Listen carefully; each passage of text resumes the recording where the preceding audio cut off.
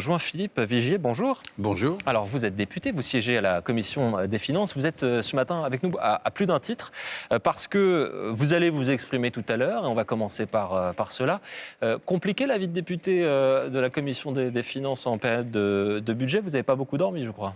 Non, écoute, on a terminé vers 5 h du matin, donc la semaine était un peu chargée, et puis le vote aura lieu cet après-midi. Vous savez, le marathon budgétaire, c'est toujours le même. C'est 8 jours en commission, 8 jours dans l'hémicycle, avec des nuits sans fin, puisque c'est argument contre argument, mais c'est important.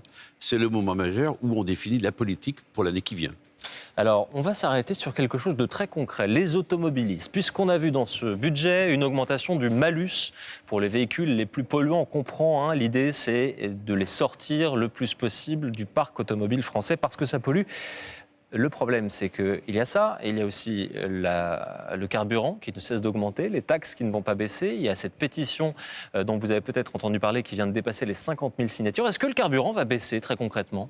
Mais non, justement, le problème, il est là. Depuis janvier, il a augmenté de 40%. Donc tous ceux qui doivent utiliser leur voiture pour aller travailler, parce que pour aller prendre un train, pour aller prendre un bus, eh bien pour eux, tous les jours, ça coûte plus cher. Et quand on parle du pouvoir d'achat, vous savez ce qui s'est passé en 2018 ? Le pouvoir d'achat a baissé en France. Et quand il a baissé en France, ça va s'accentuer, ça va s'aggraver avec cette augmentation du carburant. Parce que lorsque le carburant augmente, c'est toujours plus de recettes pour l'État. Parce que dans un prix d'un litre de carburant, il y a 80% de taxes et il y a 20% du prix du baril de pétrole. Pourquoi on ne fait pas ce qui a été fait dans un précédent quinquennat, c'est-à-dire qu'on ne baisse pas les taxes ? J'attends que le gouvernement se saisisse de cette question. Ils n'arrêtent pas de nous parler du pouvoir d'achat. Lorsqu'il n'y a pas de pouvoir d'achat, il n'y a pas de croissance. Lorsqu'il n'y a pas de croissance, il n'y a pas de création d'emplois. C'est pour ça que le chômage ne baisse pas. Et donc ça, c'est un vrai sujet. Et en plus, pour tous les territoires ruraux, pour tous les territoires où il n'y a pas, une fois de plus, ces moyens de communication que sont le train, les bus, enfin bref, ce que l'on peut trouver dans les grandes métropoles. On y vient à nos territoires, justement, enfin à vos territoires. Il y a un nouveau groupe de députés à l'Assemblée, parce qu'il faut préciser que vous êtes membre de l'UDI, vous étiez dans un groupe, vous venez d'en créer un nouveau, il s'appelle Liberté et Territoire, au pluriel. C'est le 8e groupe politique, c'est un record, c'était vraiment indispensable ? Oui, parce qu'on est porteur de deux valeurs fortes, liberté et territoire. C'est quoi la liberté ? Liberté d'expression, liberté de vote. Vous voyez, quand vous êtes dans la majorité, vous votez toujours les textes de la majorité. Lorsque vous êtes dans l'opposition, vous êtes toujours quasiment en train de vous opposer. Donc là, vous êtes en même temps dans la majorité et dans l'opposition ? Non, absolument pas. Nous ne sommes pas dans la majorité. C'est ce que j'explique dès la première seconde. Ce n'est pas le 3e groupe de la majorité. Ce sont des hommes et des femmes libres. D'abord, comment c'est constitué ? Il y a des centristes, il y a des radicaux, il y a des gens qui ont abandonné. D'anciens La République En Marche. Il y a des gens qui ont quitté La République En Marche, qui n'en peuvent plus de cette camisole de force, des hommes et des femmes qui veulent être utiles. Pourquoi vous dites camisole de force ? Mais parce que quand vous êtes dans la majorité, mais arrivé dans la majorité, vous suivez les directives. On l'a bien vu cette nuit encore sur le vote du budget. Chaque fois qu'il y avait des bonnes mesures que nous essayons de pousser, immédiatement il y a le réflexe de la majorité. On a un Parlement godillot encore ? On a un Parlement qui est trop godillot, bien sûr, alors qu'il faut un Parlement fort. C'est aussi notre volonté d'avoir un Parlement libre, qui s'exprime, qui soit un vrai contre-pouvoir. Et puis les territoires. Ceux qui ont été les plus massacrés depuis qu'Emmanuel Macron est président de la République. Territoire oublié, territoire fracturé. Alors pas tant oublié que ça, il y a Jacqueline Gourault qui vient d'être promue au sein du nouveau gouvernement. La ministre Jacqueline Gourault, qui a un nouveau périmètre. J'espère qu'elle va apporter ce lien de confiance qui s'est brisé. Vous savez, on parle de croissance, on parle d'emploi. Mais la croissance, elle se fera où ? Uniquement dans les territoires. Il faut leur faire confiance. Ce sont des terres d'initiative. Je prends mon département, ce beau département d'Eure-et-Loir. Eh bien, par exemple, on a créé des villages de start-up dans une petite ville qui s'appelle Châteaudun. Donc, on est capable d'apporter des réponses. Mais ces territoires ont été massacrés, moins de services publics. Alors, justement, au coût de l'essence mal irrigué, plus d'argent, parce qu'il faut bien comprendre que dans ce budget, il y a une caractéristique, c'est qu'il y a toujours autant de dépenses publiques. C'est-à-dire qu'en fait, la baisse structurelle de nos dépenses publiques ne se fait pas. Et pourquoi ?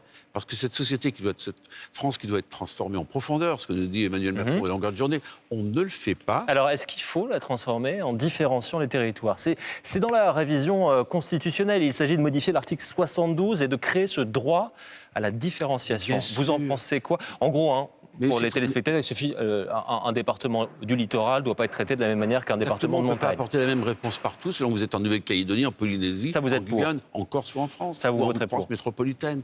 Il faut apporter des réponses au plus proche des hommes et des femmes et des territoires. Pourquoi imaginez-vous qu'il y a moins de monde qui vont voter ? Ils ne vont pas voter parce qu'ils estiment qu'ils sont loin de nous, ils sont à Paris. Et ça, c'est une caractéristique de ce quinquennat. On recentralise la décision. C'est la technostructure qui a pris le dessus sur toutes les initiatives. L'alliance de la carpe et du lapin pour votre groupe politique, parce que quand on regarde... Ça, c'est les détracteurs des premières minutes. Non, mais moi je pose la question, comment est-ce que vous allez faire pour mettre d'accord d'anciens socialistes, d'anciens centristes sur... Vous avez très bien dit, dans votre question, il y a la réponse d'anciens. C'est d'hommes et des femmes qui ont compris que les postures, ça ne marchait plus. D'hommes et des femmes qui veulent... Donc vous êtes bien dans le « en même temps », dans la majorité, dans l'opposition. Pas du tout, ça n'a rien à voir. Ceux qui ont rompu les amarres avec leur histoire. Mais cette histoire, elle est respectable. Chacun vient de la rive dont il veut. Ce qu'il veut, en revanche, on se retrouve sur l'essentiel. Transformer ce pays, ça veut dire quoi? Le rendre plus compétitif. Transformer ce pays, ça veut dire quoi? Faire en sorte que nos aînés, nos retraités, qui ont été massacrés l'année dernière, qu'ils seront sur les 2 prochaines années. Il y a une reconnaissance du travail qui a été fait. Transformer ce pays, pour moi, c'est quoi? C'est donner à la jeunesse un véritable espoir. Est-ce qu'on lui apporte à l'heure actuelle? Est-ce qu'on lui apporte? Certainement pas. Donc en fait, vous savez, Emmanuel Macron, il a fait sauter le système politique. Gauche-droite, il n'y a plus rien. Donc vous participez à cette reconstruction du système politique? Absolument, mais après, il y a le pôle des Républicains qui est en train de se reconstruire. On voit que le Parti Socialiste a d'immenses difficultés. Et puis au milieu, d'ailleurs, je voyais dans les journaux, en attendant ces plateaux, que la Macronie est en train de rechercher un nouvel idéal politique. Non, nous disons qu'au travers des territoires, au travers de toutes ces libertés individuelles, collective, eh bien, on est capable de reconstituer un corpus politique au centre de la vie politique française. Si jamais on devait revoter pour une interdiction du glyphosate d'ici 3 ans, c'est quelque chose, vous n'aviez pas encore d'opinion. Est-ce que là, aujourd'hui, votre opinion est faite? Je me suis toujours exprimé là-dessus. Vous n'aviez pas participé au vote la dernière fois? Est-ce que vous croyez que les agriculteurs utilisent ce produit par plaisir? Certainement pas. Didier Guillaume, le ministre, a dit on en sortira en 2020. Vous êtes d'accord avec ça? Tout ça, non mais... Qu'on en sorte, oui, mais même qu'on en sorte dans... Non, parce que dans votre déclaration, dans votre groupe, il n'y a pas marqué développement durable, il y a marqué développement soutenable. C'est pour ça que je... Ah oui, mais justement, arrêtons les fausses promesses. Arrêtons de dire des néonicotinoïdes, vous savez, ces produits pour les abeilles. Les abeilles. Ce serait bien, il faut les supprimer. On a mis de nouveaux produits, ils sont encore pires que les anciens. Vous savez, moi, je suis biologiste de métier. Donc, je ne veux pas dire n'importe quoi. Ce qu'il faut, c'est qu'on ait des produits de substitution qui fonctionnent bien, et à ce moment-là, on arrêtera le glyphosate. Mais il faut arrêter de dire, on arrêtera comme ça, c'est dans 2 ans, c'est dans 3 ans, c'est dans 4 ans. Mais nous sommes ridicules. Mettons-nous autour de la table, tous les Européens, pour trouver les produits de substitution. Est-ce qu'on le fait à l'heure actuelle? Quelle est la feuille de route? On verra dans 2 ans. En attendant, Didier Guillaume, il a donc confirmé, on sortira du glyphosate dans 3 ans. Et on a aussi compris, grâce à vous, eh bien, Philippe Vigier, avec ce nouveau groupe Liberté et Territoire, en tout cas, c'est l'objectif que vous avez, eh bien, rassembler, être pragmatique et faire une voix discordante quand vous pouvez, on l'aura entendu. Et vous verrez dès cet après-midi sur le budget, je ne vois pas. Vote cet après-midi, absolument, puisque vous êtes appelé à vous exprimer à l'Assemblée. Merci beaucoup.